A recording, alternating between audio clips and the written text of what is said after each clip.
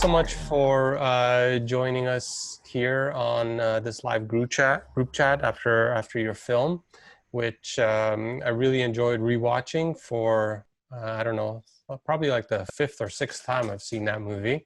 But it's still awesome every time I watch it. I always get a giggle at certain parts, and now I'm glad that to meet you guys face to face and chat. Thank you so much for joining us. So just to recap who's online here, we've got Jesse Morrow, who's the director. Hey, Jesse. Hello. Justin, who looks like he has a wig on or something. Good to have you, Justin. Thanks, man. Joe, Paul, Big Daddy, and we've got Ron. Hey. How are you guys? Doing great. As good as we can be, considering the All right. circumstances, I guess. So that was a lot of fun watching the movie. I really enjoyed it a lot. I want to ask you, I want to start with this question.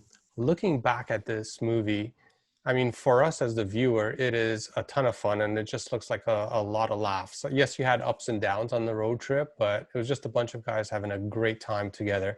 Did it feel like that when you were in it? Or is it just like that looking back? Ooh. It was miserable. Yeah, I was going to say, I know Ron's got some good stories about it too. Hi, Catherine.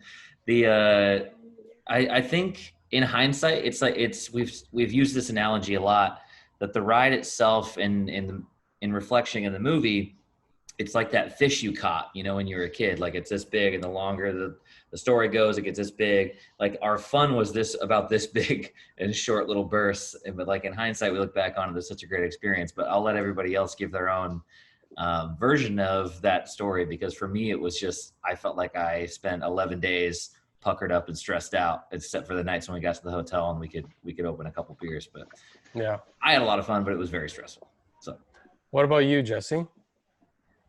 Well, yeah, definitely a unique experience for me, seeing how I bought a scooter in Florida and I had ridden with these guys like one time and didn't really know any of them. And so, yeah, I would say it was definitely more of a stress trip. Just looking back on it. I mean, I was cold most of the days riding. Really? I was pretty cold. And Paul? That alone, I was like exhausted. Yeah, I don't know. It was pretty brutal, but made it. And now Paul, it's fun. And Paul, when I asked this question, you were like going like this. What's your perspective? It was stressful. I mean, there's a lot of little things that they don't tell you in the movie itself. Like, Barnes and I were essentially kind of communicating with each other and communicating with the group. And I had a walkie-talkie in that I was talking with the film crew as well. And so it was a lot of like little orchestrating parts that ended up just being a constant headache, like an absolute constant headache. But it all, at the end of the day, like, it was all about getting to the destination. And once you were there, it was just, it was total bliss. But there was a lot of little idiosyncrasies that added a lot of stress to the whole deal. Did it ever feel like the filming of it and the film crew that was there, like they were in the way of the whole trip? Hell yes. You say hell yes. Joe's going, no. Tell us a little bit. I don't think we can actually legally comment on this matter. Okay. Yeah, there's a lot of differences of opinion on that whole subject, but whether they're in the way or not. Yeah. I mean, I will say one thing that was something we dealt with often was for drone shots, which, like, at the end of the day, we ended up loving the drone shots, and you can't see those, as they're being filmed. So you have no idea what they're going to turn out to be. But we would be riding, and you get into that, like, every person who's done a long trip knows, you get into that hour and a half moment where you've just been doing nothing but zoned out. And then all of a sudden we hear over the headsets, like, hey, we need to slow down to 25 miles an hour up here for this next mile stretch so the drone can follow us for a minute. And it was like, really? We're like, we have to slow down for a shot. And now, like, we look back at it and we're like, thank God we did, because there's some really beautiful drone shots. There are. Yeah, definitely. There's gorgeous shots in there.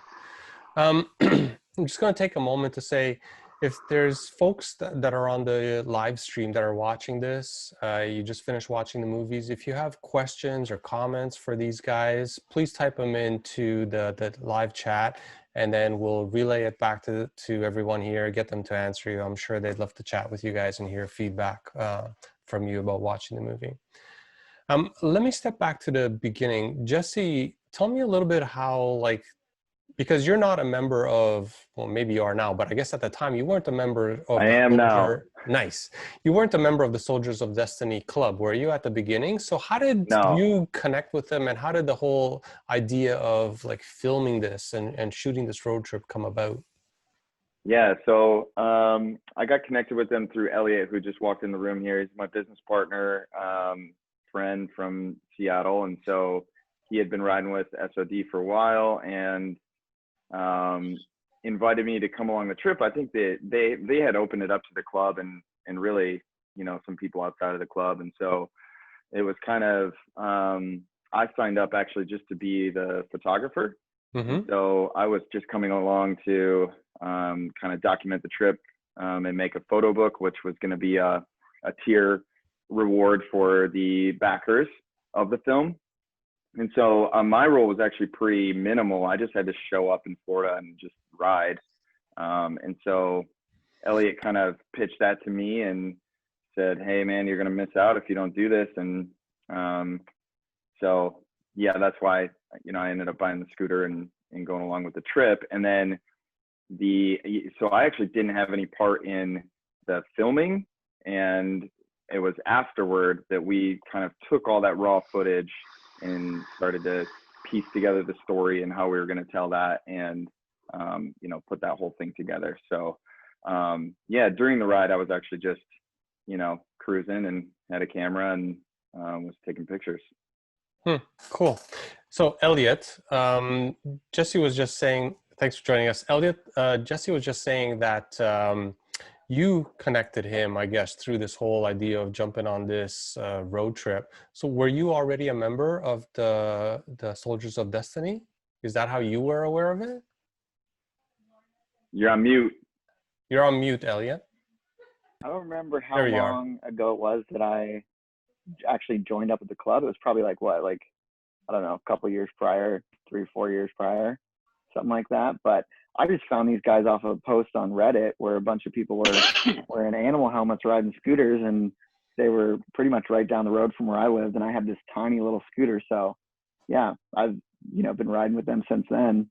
And yeah, eventually this just was the peak moment of stupidity. So I had to bring in my best friend to the chaos.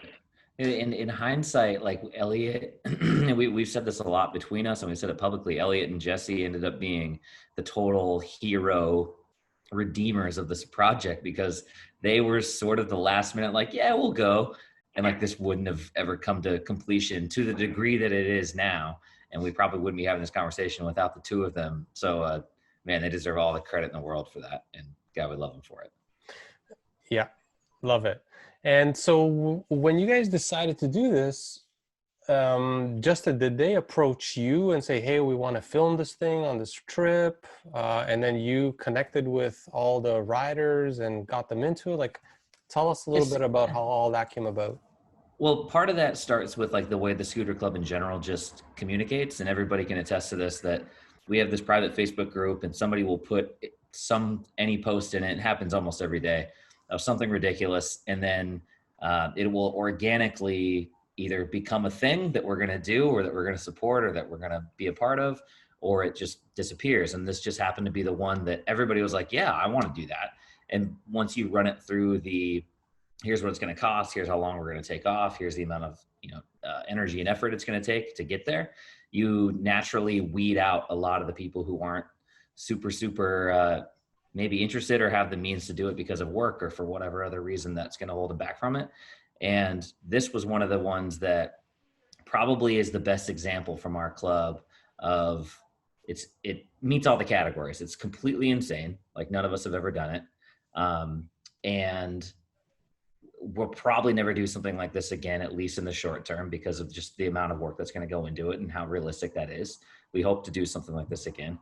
And then we decided, once we got through all of that and said, well, we're doing this no matter what, we said, well, we can't not film it. Like we have to find a way to capture this. Mm-hmm. And Derek, who's not here right now, of course, at this moment, but Derek had a contact. We ended up hiring some cameras, renting some cameras, and brought our buddy Matt Torrey along with us to do the drone shots, and ended up with a hard drive full of footage, and went from there. Really, like, we didn't have a huge grand scheme outside of, we're doing this, we want to put it on camera, and we hope that we could put something together outside of it. And maybe the rest of the guys could speak more to it, but that was sort of, I think, the Cliff Notes version of the story and the trip. So, I mean, you mentioned about this is one of those opportunities, I guess, that came up and you can't not do it. And then you, right after that, you said, you know, we're planning other rides and so on.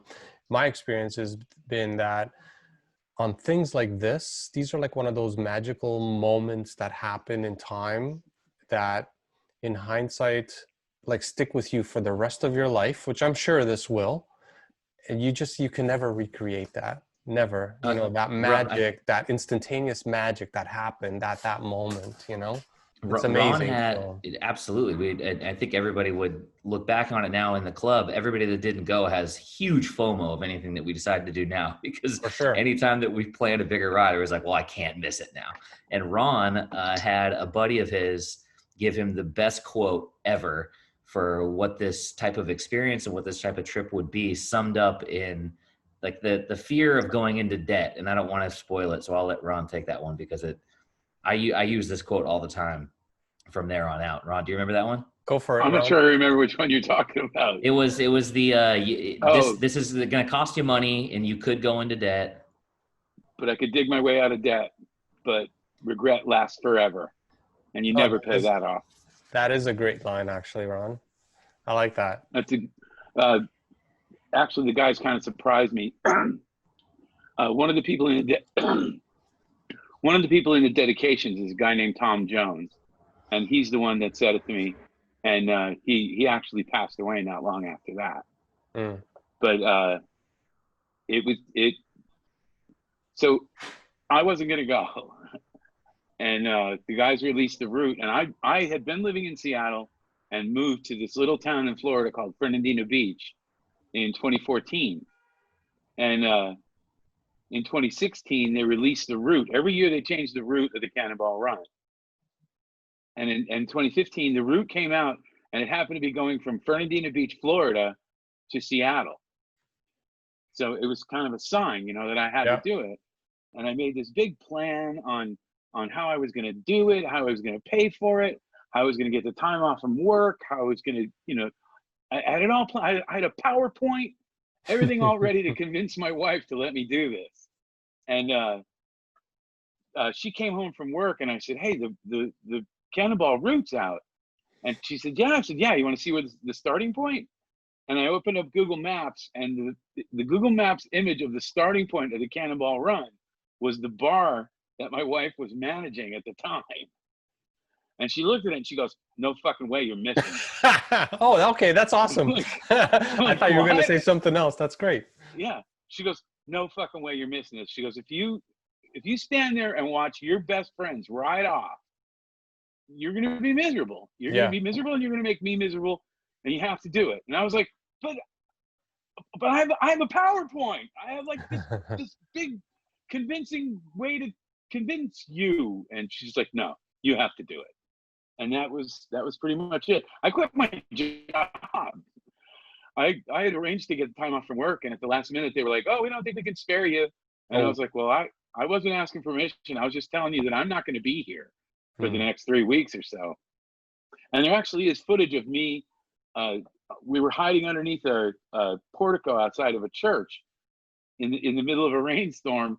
And the guys are all, and I'm in the corner, on the phone going, shut up, and I was actually having a job interview, and I got a job while I was on the ride. That's funny.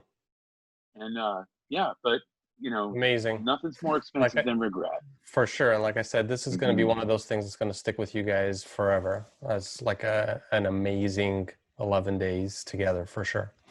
We got a couple of questions online. I'm just going to go through them and read them out. So one of them asked about the challenges. Who came up with all the challenges? Like, where do you come up with these ideas? There were so many. Yeah. Oh man. Yeah. Many of them terrible and super dangerous. Paul and I have, well, first of all, we've been friends he's one of the first friends I made when I moved to Seattle, and he and I have been casually introducing things like challenges in our group of friends. And when we party, there's always got to be a consequence for something that goes wrong. So we sort of had a couple in the chamber that we were ready to use. Mm-hmm. And then the rest of them, I think, just came through. Like, we were just drinking a couple beers one day and we just wrote down a bunch. And some of the best ones that made the film, of course, but there were probably half a dozen more that didn't make the movie, because we wrote up probably like 15 or 16 challenges, maybe less than that, but there were only 8 guys, meaning that we're only going to pull 8. So we put in a bunch of them into this hat, pulled them all out. You got what you got. You see it in the movie, with the exception of Ron's, which we get a lot of questions about. What was Ron's challenge? Ron's challenge was he was the full power animal, we call it. So whenever you can see behind Joe and you can see behind Ron, the helmets, each person's animal, that's your power animal. Ron is the wolf. Ron was supposed to go full power, we called it, meaning he had to live as a wolf for a day. So we ate beef jerky and bit us a couple times. But there were a couple more challenges that didn't make it. And to answer the question, Paul and I mostly came up with the 2. I'm sure there was some more input that I'm forgetting, and I apologize to the guys that I'm leaving out on this, because it was a funny part of this and you deserve credit. But 2 of the challenges that didn't make it that we were most excited about was the name of it was Soul Skater, which we stole from the movie Brink on the Disney Channel from like 15 years ago. And the challenge was somebody had to wear a pair of rollerblades for the entire day. You couldn't take them off. You had to keep them while you're riding. You had to roll into gas stations with rollerblades on. And then the one that we had for Ron that ended up getting reversed because we were worried about it was the Blushing Bride. And Ron got a wedding dress. And he was going to wear a wedding dress for a whole day, but we were worried that was going to get stuck in something and ripped off of him, like that scene in Tommy Boy where he backs up to the bank teller suction thing and rips his shirt off. So the answer is Paul and I mostly, with input from the others, and we're very happy we did the challenges. It was a last-second addition, and it ended up being like one of our favorite parts in hindsight. So we'll probably talk about forever. For sure. Mark online asked, who's going to volunteer to shave an eyebrow now, live? No volunteers. Not me. Not happening. I don't know about that. Let's tell Mark, the reason that you saw 2 cul-de-sacs and no eyebrow shavings is because one person, I think it might have been Elliot. Somebody Googled it. I mean, Was I'd it Paul? shave another cul-de-sac right now. Googled Why it. not? You'll shave a cul-de-sac right now? Yeah. Oh, that sounds good. No, You already got a cul-de-sac. Wait a minute. Since we're doing the Toronto Motorcycle Film Festival, would you do a cul-de-sac, or would you chug what's left of the maple syrup in your house? No. I mean, No. I don't got much up here, so, cul-de-sac could be all right. I'd manage that one probably better. I think Well, eyebrow. He wears glasses. Why not? What we found out was it takes around 6 months to grow an eyebrow back. Really? Okay. So the eyebrow somebody thing did it. was definitely shorter on the list. But if Elliot's willing to shave another cul-de-sac, Was there any challenges that you guys threw out because they were just too awful or just didn't want to include in the movie? Jesse? No, I think that we tried to include all the challenges that took place. It was just whether or not we had footage enough, and like in Ron's case, we just couldn't find enough to build a story around it or to. Don't think I'm not going to get you for that, you fucker. I know, but hey, so it was, even, I don't know, some of the segments, like even Elliot's was kind of, the fact that he just missed his challenge was like, okay, well, we couldn't really expand on it much. There wasn't a ton to play with, or like Paul's challenge was very short and concise, and it was just the end of the challenge. So the larger ones like Big Daddy's, Joe's, mine were a little bit easier to kind of build a story around. And really, that was the only thing that I had interview footage of in the movie, was like my challenge. So some of them were just in there because that was just all we had to work with. Not saying they were the best or not, but nothing really awful then. Well, there was a challenge that nobody picked, that we were worried about if it would have been picked.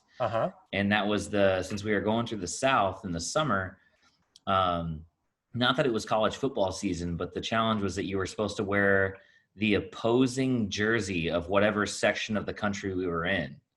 So in the South, like, football is the religion, right? So if we were going to be in Georgia, you're going to have to wear whatever rival's jersey was on a scooter, which they already did not like us in the first place. So something like that could have spawned something dangerous that we would have had to have pulled out of the footage. Yeah, movie could have. People coming up with shotguns off their pickup truck. Oh, we got what's it called? Rolling coal? Where there's the wedding dress. I don't know if you can see that or not. Yeah, I can see that. That's a challenge we missed. I had an actual full-size wedding dress, but we decided it was too windy and I would have gotten killed. There were a couple of towns we went through where there were some big lifted trucks with smokestack diesel, that definitely were not excited to see us. And it's called rolling coal, where they just black smoke you and just try to smoke you out. That happened. Yeah, I could imagine that. I believe that. Yeah. And Big Daddy, how many like burgers or whatever did you end up eating at McDonald's that day? I think it was only 3 burgers and an ice cream cone. Okay, that's not so bad at all. No, you got off easy then. And I had bought like 6 or 7 Egg McMuffins in the morning, and because I was like, we didn't have time to stop at every one of them, so we were going to stop at a few, film it, and do all the stuff, and then we were just going to blow past, and I was going to reach under the seat and like chow one down, and we didn't pass on the McDonald's for like 6 hours, so they got like nasty. We threw them out. You lucked out, but one of my favorite lines is when Paul's like, "You got more than you needed to." I was hungry, man. Oh my god! Cheeseburger, and he got some massive burger. Why? Yeah. So I would have liked McDonald's. Yeah, 3 burgers and an ice cream. Really, that's not. You got off super easy, so you're lucky. I want to jump to a filmmaking question for a second. So Jesse, after this trip was done, you must have had like a pile of video, right? And, probably, all this separate. Maybe there wasn't really like a most obvious like story or cohesive storyline that was there. Like, I can imagine the work that it must have taken afterwards to cull through that, pull out, the good pieces and weave it into a story. Can you talk a little bit about that? Like how that, what your process, I guess, was for that, or how it came about? Because in the end, the story is fantastic. Thank you. I think we had a couple of the guys down, from Barnes and Derek that lives in Portland here, and was Joe with you guys? I don't know, but we sat and watched the interview footage first and just tried to, see what we had there. I think we watched a few of the interviews and then a day or so and decided, okay, we probably have enough to make something, so let's just go for this. Mm-hmm. And then from there, Elliot and I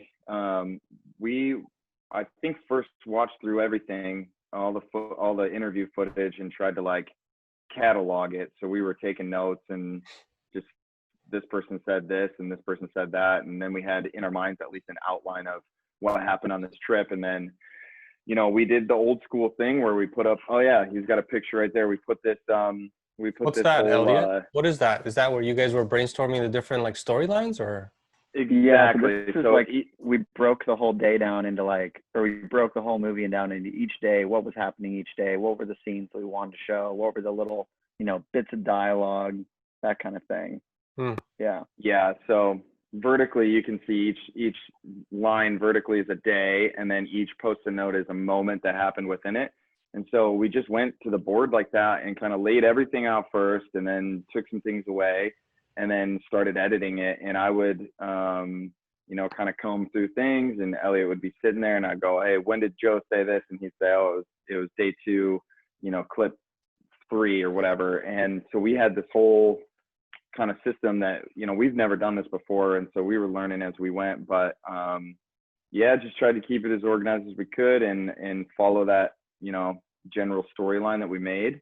And, you know, some things were a little bit out of order or we had to, you know, finesse it. But for the most part, we just kind of stuck with the normal storyline of the day to day and what happened. But obviously developing some characters and having a little bit of an arc to it was a goal for sure. That was one thing that he just mentioned on there, touched on, that probably most people don't realize throughout this entire thing is like Jesse and Elliot were essentially the filmmakers here. They have never made a full length anything film before. Like they've never done this before. And I feel like that gets glossed over way too quickly every time that we have conversations about this or somebody writes about it. It's like, this was a full DIY project by all of us, but like the editing and the movie making process was the two of them, 98% of it. And they deserve so much credit for that because they probably get asked like, well, what other films have you worked on? And you're like, none. Okay, a round of applause. Yeah, Thank you. Yeah, I mean, it really is amazing. Like I mentioned, I can't imagine how much work that must have gone into afterwards to put it all together, for sure. How long did it take actually to edit it all until you got to a point where you said, I like this, we have something here? I don't think we ever got to that point. Yeah. Yeah, at some point we just had to quit, but I think we originally watched the footage like February of that year, and then I think by August we had something good, and we were working full time on it for probably a month, and then once we had the basis of the movie, we had to like kind of do a bunch of back and forth, and you know, we're not, again, professionals at this, so tweaking it and making music adjustments and showing it to some other people that we knew in the industry and just trying to get some feedback definitely took a while. But I think we premiered it for the backers. When was that? November. No, November 13th, 2018 is the first time we showed it to our Kickstarter backers. Yeah. So definitely took a while. I don't think we weren't working on it for a couple, a month or so in the summer, but yeah, almost like a year-long process. Amazing. Did this really happen, or did I just imagine it? You guys went to the library and got like how to make a movie book. Is that true? I mean, no kidding. Yeah. They were literally starting from zero. And to come up with the finished product that they ended up with, I don't know how that you guys are amazing. You guys are both absolutely amazing. I love that. In awe of what I love that. I think that's awesome. I mean, I laughed, not because it's funny that you went to the library. I probably would have done the same thing. That's funny. But yeah, it's awesome. You got to start somewhere. And I think you did an amazing job for sure. Absolutely. Once you guys were done, I know you guys submitted it to the Toronto Motorcycle Film Festival, and we had to turn it down that year, unfortunately. Yeah. When at the theater, especially, I think that was in our second year. Yeah, it was in our second year. We only have like so many slots like to fit in, especially like a feature. We basically can go with 4 features and that's it. Right. So it's tough to select, even though like there's really good film that can come your way, but we just couldn't bring it in and plop it into the programming window that we had. But I'm glad you guys were able to show it in Portland at the Portland Motorcycle Film Festival and got an amazing reception there. So that's great. Were you able to tour it at any of the other festivals, motorcycle or not? And how did that go? You can. Jesse. Okay, I was gonna say we submitted. Well, you see at the beginning of the movie, for people who saw this most recent cut of it, we put the slide at the beginning of all the festivals that rejected us. And so of course Toronto Motorcycle Film Festival was in there, and we like, not that we were like, that wasn't even all of them, those were just the big ones. Exactly. Like it makes it look like we were, if you don't know us, you don't have any context, it looks like we're jabbing at people, but if anything, it was mostly really funny for us because we never took ourselves seriously, and I'm sure Jesse and Elliot probably weren't really believing in taking the film seriously until it started getting some reception back that was like, no, this isn't bad. You guys should be proud of this. And so when we started submitting, the very first festival we submitted to, we got accepted to. And so like we got this ego, like, oh, well, at least I did. I was like, oh yes, we're a shoo-in, man. Like if they accepted us, we're gonna be in all of them. And I think we got into just a handful, but the ones that we did get into, we traveled to. I don't think there was one that we got into that we didn't, a few of us at least, go to physically. And it was really, really fun and exciting because there were so many people at those festivals who this is what they do for a living. They make movies and that's all they do. And they were a little bit, jaded is the wrong word, but they were nowhere near the level of excited that we were. It felt so much more real. It felt so much more real and authentic for us to go to those festivals. It's an excited first time like movie, and then we end up winning the People's Choice Award at the Portland Motorcycle Film Festival, and I'm sure that there were a couple movies that probably thought that they should have taken that award home. But our general enthusiasm over it was just too much, and I think we spent at least a year, like probably a little bit over a year. We had to actually have a conversation within the crew of us, like, hey, when do we stop submitting and just finally put this thing up? Because answering that question of like, when can I see it and where can I see it? It's really difficult when you're like, well, if you're in Florida, you can go to this film festival and check it out there, but there's not really a whole lot of other options. Yeah. That's about awesome. A year. I'm going to come back with another question about the spirit of the movie. But before I forget, I wanted to ask about the support vehicle. So we saw in that scene where Joe's scooter blew up, you guys had a support vehicle that carried, I guess, spare parts or maybe, another scooter for Joe or whoever. How many people were with you on a support perspective, and what did you have in that van?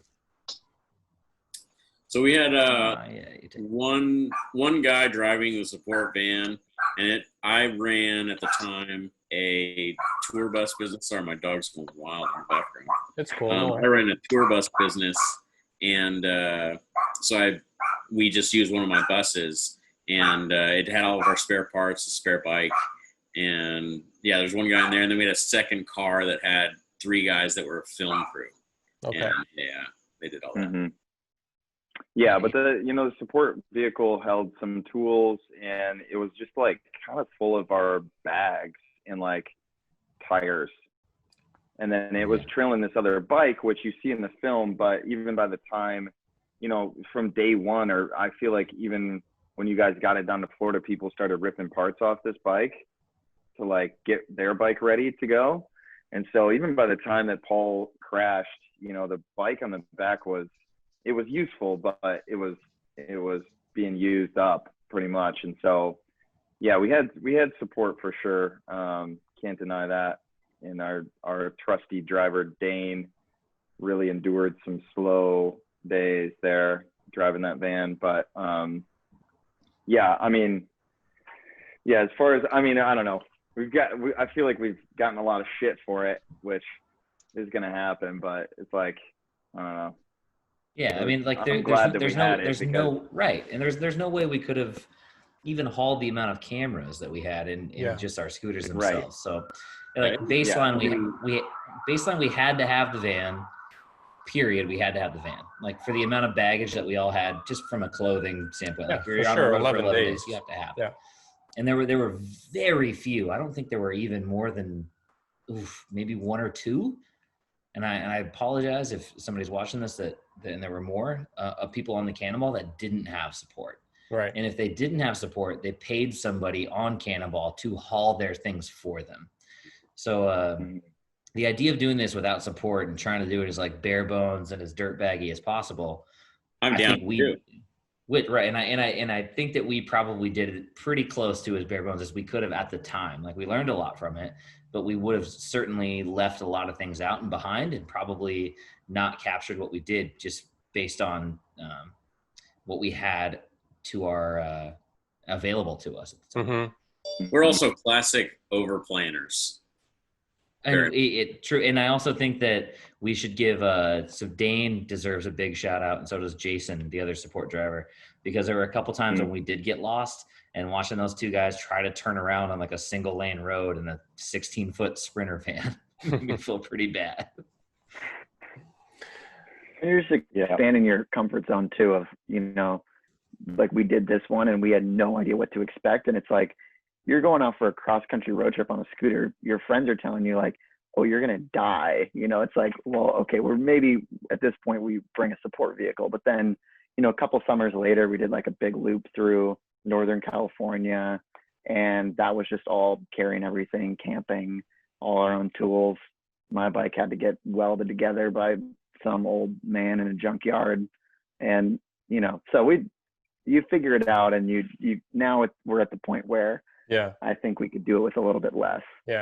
Did you guys have like mechanical experience going in? Because I mean, you had some mechanical issues on the trip, and seems like you were able to fix it. No, like trained mechanical experience, absolutely not. Like Derek and I, just by our very own curiosity and by necessity, have learned a lot and taught ourselves a lot, but we are in no way, shape, or form mechanics. Derek certainly has done more than I have, but it came down to the two of us. Big Daddy chipped in quite a bit. Ron chipped in quite a bit with holding flashlights and handing us beers. But there was a very staggering pyramid of who was able to do what. And fortunately, nobody tried to stand in there and pretend that they were an expert at any point. It was like, who do we have here that knows how to turn this wrench? But to answer the question, made out all right though. No real mechanical experience outside of our own. No real training. And I changed my oil once. Okay, cool. Got one question here from the audience. They want to know: do you guys wish that bikers would wave at you more as you're passing by? They do. I don't know why. They all wave at us for some reason. They all wave. So yeah, it's not a. Well, I think everybody would agree to this. The only and I don't want to say guys, the only people that don't wave at us are like the brand new Harley 883 like Sportster guys, like just the Sons of Anarchy crew that like bought a bike and want to be cool on Instagram. Those are the guys that don't throw the wave on the way by. But like the real people that have been riding, guys that are wearing brand new black denim cut, like they're probably already sold the bike anyway. But the only people that don't acknowledge or respect or want to like think that they're not cool for, you know, respecting somebody else on two wheels are the brand new Harley guys. But for the most part, they're pretty cool. Especially like we would get to a point somewhere in the middle of the country and they'd see our license plates and be like, what is going on here? And we got a couple beers bought for us and they were nice, pretty rad. Like, there was an impressive amount of respect shown by the motorcycle crews outside of. I'm always shocked. Yeah, outside of just those select. Cool. No, you guys are idiots was the comment. Yeah, so I want to ask about that. Who's got this really witty humor amongst you guys? Because that's one of the things that I absolutely love about this movie is like you guys don't take each other like too seriously. You realize how goofy and fun this whole thing is. But even like the one-liners that you guys have, or, you know, in the fact that in the intro to the movie, you're showing like all the film festivals that turned you down, or, you know, some of the Laurel awards that say, you know, slow, fun, fun, dumb, or these guys are idiots. How everybody says it, you know, as a quote. It's amazing. Like, who's got this really cute, witty humor? I love it. Every single one of us. Yeah. And the idiot thing is the truth. Collective idiocy, like it 100% is, and like once you embrace that, and everyone else around you embraces it, it disarms everyone so much that you're able to just be a fucking idiot and not be concerned that everyone's gonna call you out on it, but you're not gonna be heartbroken about it. I like it a lot because, you know, it wasn't show-offy. Like I said, it was just really simple, down to earth, honest. I don't know. It made everyone on the crew, everyone on the movie, like instantly likable. You know, I've watched this movie a couple of times, and I'm sure now the people that have watched it, they got to see you for this past hour and a half, and they probably like are thinking, I like these guys. I want to go ride with these guys. These guys are awesome, you know? So yeah, I liked that a lot. It was made everyone in the gang very, very approachable. So it's great. Yeah, there's a common theme that runs between everybody in the club, which is pretty obvious at this point. Like we're all sort of offshoots of each other, and together we're all just this one. I don't want to say monster, but the all of us together at one point are pretty overwhelming. That we've been told that, like when we go to rallies and stuff, we're definitely this big machine on the side that isn't really involved in too much of the other side of the rally because we're too absorbed with each other. Yeah. Like Power Rangers, when we form into the Mega Power Ranger thing at the end of the movie. but what I'm trying to say, what I'm trying to say is that we're so close, it's not fake, and I think that our generation, the generation after us, I guess. So if we're the millennials, the Gen Zers or whatever it is, like they're the quickest to sniff out when you're not being real. Like they're the fastest. Their bullshit detection is the best that the world has ever seen, because they're being sold something every single day. So if you are real and you are authentic and you are being honest and truthful to who you are as a person and who you are, I guess at this point as a club, it's going to be pretty identifiable immediately. And it's hard to hate somebody who's not afraid to be themselves. That's awesome. Yeah. I think I just wanted to say, I think it's also hard to not edit the movie that way, because it so naturally occurred. All the comedy was so natural that it was just like, there's no way to make this thing serious because everything about it is so stupid and everybody in it is so extra. So it worked out. Great. I get a lot of that in Florida, because in Seattle there's a ton of scooter clubs, and here there's none. And when people hear that I'm in a scooter club and I admit that I'm in a scooter club, I get a lot of like, what, really? A scooter club? I'm like, yeah. They said, like, do you fight with other scooter clubs? And I'm like, well, when we do, it's more of a West Side Story dance-off kind of fight than an actual, I'd like to see that. Kind of thing. I'd like to see that. Oh, we can make that happen. Yeah, cool. That'll be the next challenge. Yes, that's right, Justin. I want to ask, so Jesse, and are you still doing filming? Like you're still a filmmaker? And Elliot, are you doing anything like that? Are you guys got any projects coming up? So we run a design studio primarily called Old Friend. And so we're mainly doing graphic design, and a lot of that's focused around branding. If you want to hire us to make a movie for you, then, we can negotiate some prices and probably not do it. I mean, we shoot video from time to time, but most of it is sort of personal projects or, helping friends out, music videos here and there. But no, the guys in the club keep saying that they want to do a sequel to the movie. And so I keep telling them, put your money down and we'll do it. And what about for the club? Do you guys have another big adventure planned? Yes and no. I mean, after the movie, Elliot touched on a little bit, we got that feeling of like, oh, whoa, we just rode across the country. Going down to Central California is going to be nothing. So we did like a couple, I don't want to say big rides because they weren't as big as the cross country ride, but we've done some bigger, longer mileage trips. Last year we rode 1,100, 1,200 miles to Montana, showed the movie there, and we can't do anything in the COVID world of to the caliber that we would like to do or to the length we'd like to do.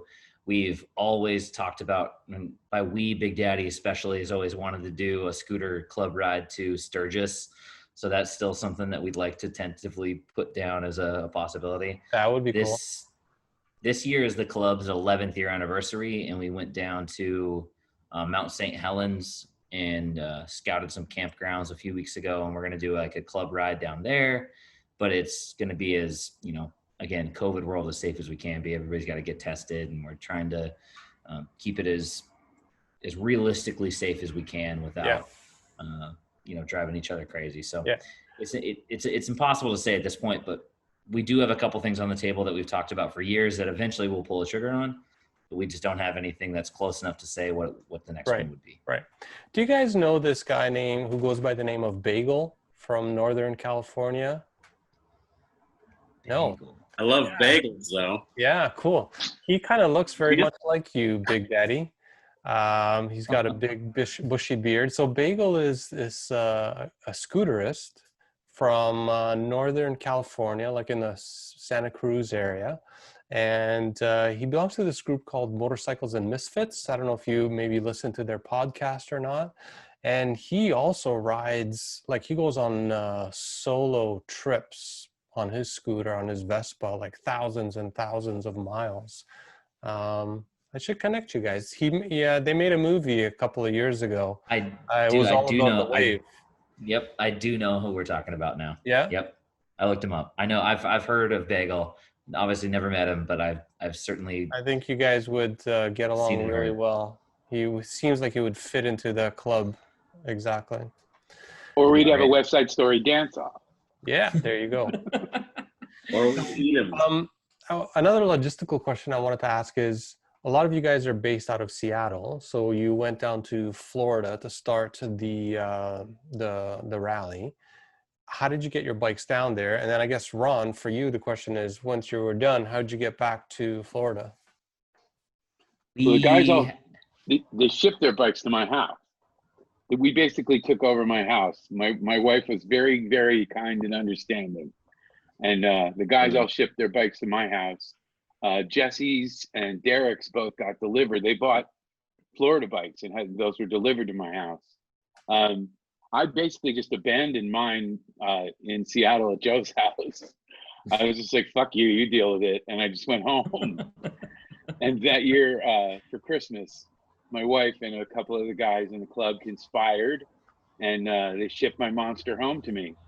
And it's in my garage now. Cool. Yeah. And I even dealt with a lucked out local shipping because company. I lucked out because the guy who organized the ride, I can't even think of his name right now. I was living in San Francisco and he lived in Redwood City and trailered my bike from Seattle back down. So super lucky. And then Big Daddy had the support truck, so he drove that thing back to Nashville with his bike. So all kind of worked out. Awesome. All right. I just, that's it for me, unless you guys want to chat about anything. I really want to thank you, all of you, for, well, I guess maybe I should apologize for not being able to show your movie at the film festival in the year that you submitted it. It's a big regret. That's all right. It's cool. But I'm glad this we were has been great. able to do this. And I hope that one day we'll get to meet in person. That would be awesome. Likewise. And also I want to thank you guys for joining on the live chat. It was great chatting with you guys and hearing some of the backstory to the movie. I still can't get over your hair, Justin. Yeah, no, I can't either. It's absurd. I definitely want to say thank you to you, Caius, and for the Toronto Motorcycle Film Festival. This was one of the very first ones that was suggested to us by a scooter club that we meet with in Victoria, BC every year. We go up there for a ride over May Long weekend. And they were the Vapor Scooter Club, and there's been some changes up there, but they're all great dudes, and we love those guys. I know they were watching online tonight, and this was the first film festival that was given to us as like, hey, you should submit to this. And so it's cool to see this come full circle, and we appreciate it. No, this is great. Like, we didn't make the actual festival, but this itself is cool, and we get all the attention on ourselves for this, and we really appreciate it. And also, I want to make sure that I mention, because Howard Rains, a guy that was watching tonight, who runs the Scooter Zine, it's an online and a physical print zine, did a story on the club, and he's also going to be doing a feature on the movie soon. And I just want to make sure if people don't know about it, they should. The Scooter Zine, great dude, and I think it's the only scooter zine out there. So for people who are really, really into it, Howard's a good dude and a good resource, and has a lot of cool back issues if you don't know about it already. Cool. Well, thank you very much, everyone. I really appreciate it. thanks so much for your time, and I hope we will see each other online again. And Awesome. thank you. Take care, guys. Yeah, thanks so much, guys. Thank you, guys. Thanks a lot. See you Bye, guys. everyone. Yeah.